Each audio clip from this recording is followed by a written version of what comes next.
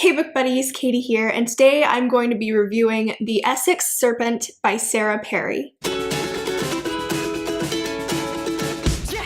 So this is going to be a gush review. I know that a lot of people really only like to watch book reviews if they're rant reviews, so if you don't want to hear me fangirl about this book for this entire video, then you might just want to leave. So The Essex Serpent is a historical fiction. It's set in the Victorian era. It was a national bestseller, and it's about our protagonist, Cora Seaborn, and her husband, who was pretty abusive, has just recently passed away.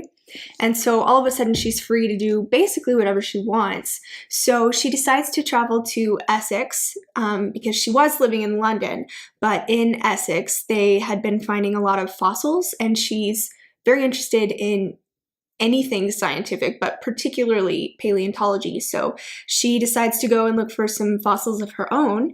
And when she gets there, she hears a legend of a sea serpent that is in the estuary in this little village that she goes to, and it piques her interest, and she decides to look into it and investigate and see if it's real. Because she thinks it's like a plesiosaur. She thinks it's a dinosaur that just didn't die, and so she wants to find it for scientific reasons. And while she's there, she becomes really, really good friends with the local reverend. His name is William Ransom, and they have a lot of really good conversations about kind of faith versus science. And I'm not extremely super duper religious myself, but it was really interesting just to see the way that the author handled that. I thought it was really respectful of, because she doesn't really come to any sort of conclusion. She just talks about how those things don't necessarily have to be at odds, and that's something that I appreciated.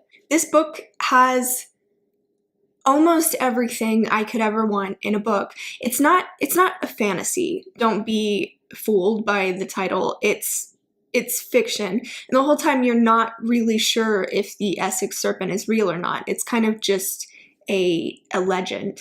And everyone in the village thinks that it's real, and it's causing a lot of paranoia in the village. It feels like the Salem witch trials almost, because everyone is sort of blaming each other because they all think that the reason the Essex Serpent is there is because it was sent from God to punish them for something. So everyone's kind of wary and blaming each other and super repentant, and they're going to church all the time. And then the reverend actually doesn't believe in the Essex Serpent. He thinks it's nonsense and it's disturbing his little village. So he's kind of mad that anyone even believes that it's there. But this book is written so beautifully. It's so lyrical and descriptive, and you feel like you're there. And I dreamt about it, which I've said on this channel many times before, that I am of the opinion that if a book makes me dream about it, it did something right, because it stayed in my mind. I dreamt about this book several times, and you really feel like you're there. I can almost smell the salt in the air while I'm reading this book. It's also got a little bit of everything. There were points that made me laugh. There were points that were extremely sad. I cried like 87 times while I was reading this book. It also feels kind of like it feels like classic literature, because it's set in the Victorian era, and so it almost reads like you're reading a classic. It also feels sort of like a ghost story, because it's very eerie and you're not really sure what to expect. And so even though it's not a fantasy, it has sort of an air of mysticism almost. The romance plot of this book is not the main focus of the novel, but it was like, I am usually someone who really enjoys a romantic subplot, but this one was just so well done, and like the longing that the characters had for each other, something about it just got me, and so I would just cry just reading about it.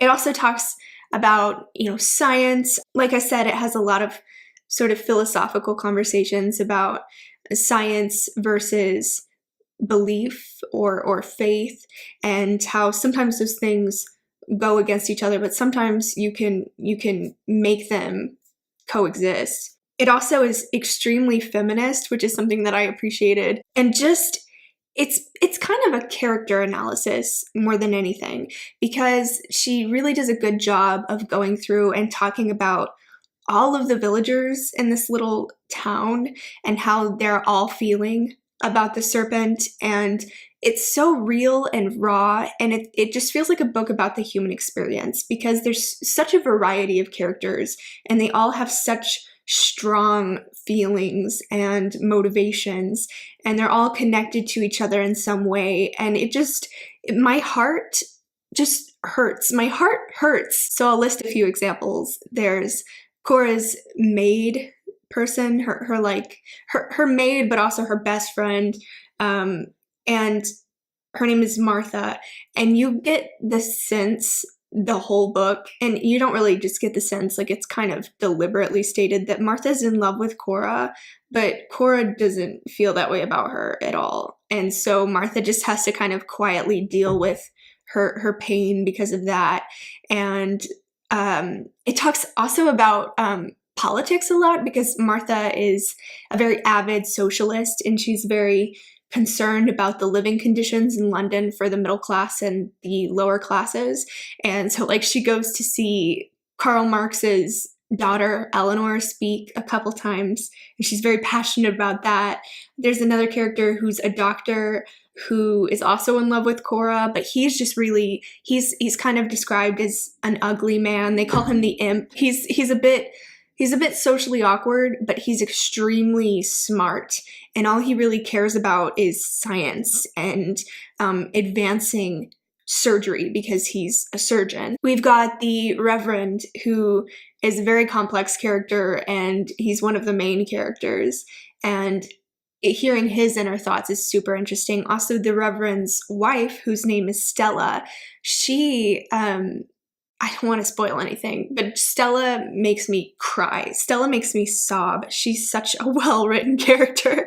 And then we have, Cora has a son. His name is Frankie. He's like 10 years old, and he has this habit of collecting things. I get the sense that maybe he might be on the spectrum. So he has this habit of collecting little things that to other people seem meaningless, but he's a very serious individual, and he has some trouble connecting emotionally to the people around him. So what he does is he'll just like collect feathers or rocks or little things that he feels are important.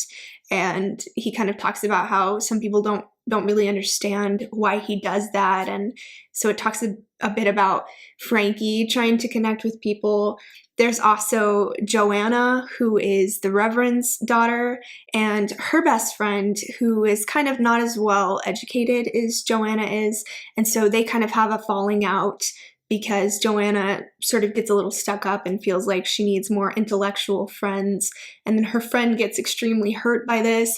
I'm trying not to spoil any major plots of the story. I'm just kind of, we've got a wide variety of characters, and a lot of the things that happen in this book you don't really see coming. It was so poignant and beautiful. Something about this book just felt so incredibly raw that I like almost couldn't take it. There were parts where I had to like just set it down and be like, okay. I will say that this is one of those books that you really need to be in the right mood for.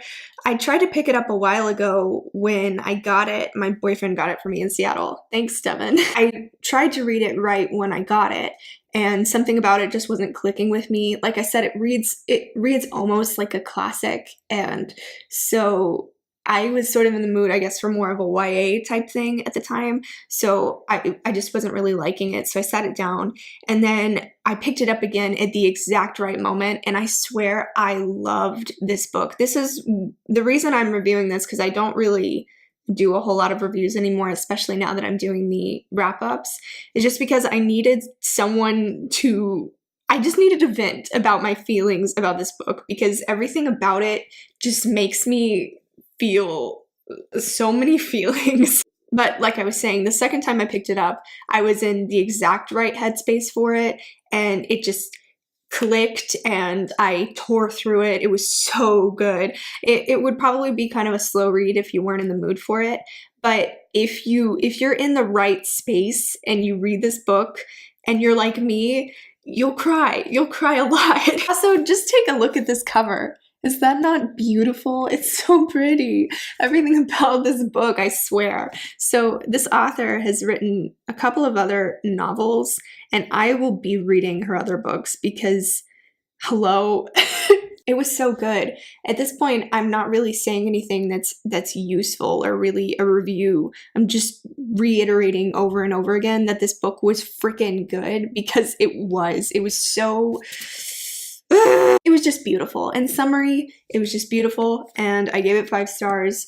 And if you're somebody who likes historical fiction, or you like kind of science, or if you like feminist books, or if you like the Victorian era, or if you like books that sort of have a almost spooky atmosphere, if you like romance, if you like characters with complex emotions, if you like books about friendship and motherhood and every human thing that you could feel, yeah, I'd recommend it. Thank you guys so much for watching this video. If you enjoyed it, please feel free to click that like button or subscribe to my channel. If you have read The Essex Serpent, please let me know what you thought about it in the comments because I'm really interested to talk to other people about it. I don't know anybody else who's read this book and I loved it. So my booktuber shout out today is Deja from Diary of a Reader. I will leave a link to her channel in the description, but I absolutely adore her and her videos. She is such a ray of sunshine. Just her personality just makes me smile.